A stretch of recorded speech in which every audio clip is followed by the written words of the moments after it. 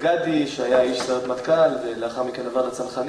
who was in the special Sayeret Matkal unit and then moved on to the paratroopers brigade, was killed in Hardov, approximately 2 years after he visited our home, in a battle with terrorists.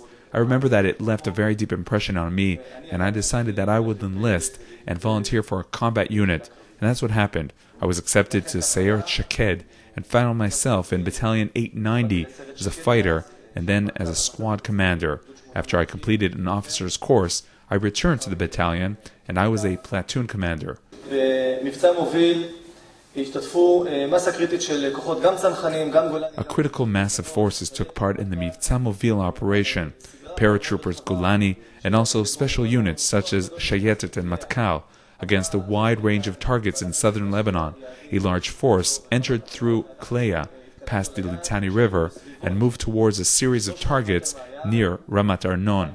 We advanced towards the target, and when we were approximately 300 meters from the target, another force in a different zone encountered terrorists, and fire was opened at them. This forced us to advance the last 200 meters using crash battle procedure, and reach the targets as quickly as possible. Muki was walking in front of me, and all of a sudden I saw a spark under his legs, and then a burst of gunfire. Muki was hit and flew to the right, and was killed instantly. I saw where the spark came from, and I began to shoot. I fired one bullet, and then my M16 jammed. I immediately lay down, and we had a shootout from a distance of about 1.5 to 2 meters. I took out a grenade and threw it, then I threw a second grenade, and as soon as I saw smoke coming out of the pit, I began to storm it. I told the soldiers behind me to follow me, and as soon as I got up and started firing a few bullets and headed towards the building, another burst of gunfire came out of the pit. Look at the movies. I took a bullet, I flew backwards. It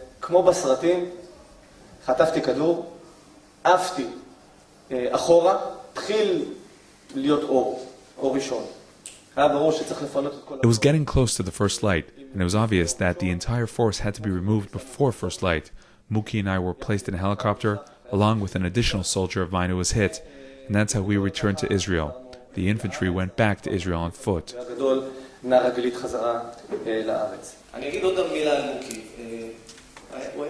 I'll say one more thing about Muki. He was a man from whom I learned a lot. He was a man who constantly pushed our abilities to the limit and a little bit past. He was an outstanding figure, and through him you understood that there were almost no limits to your ability when you're a professional, when you're determined, and when you believe in your way, and when you have a good team alongside you.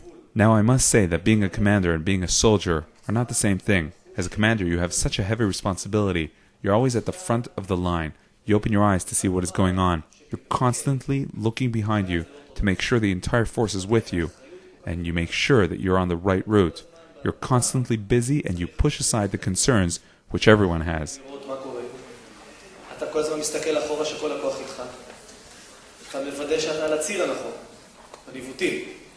כשמתקרבים אל היעד אתה מוודא שכל החוליה, אתה כל הזמן עסוק ודוחק הצידה את החששות שאין אחד שאין לו.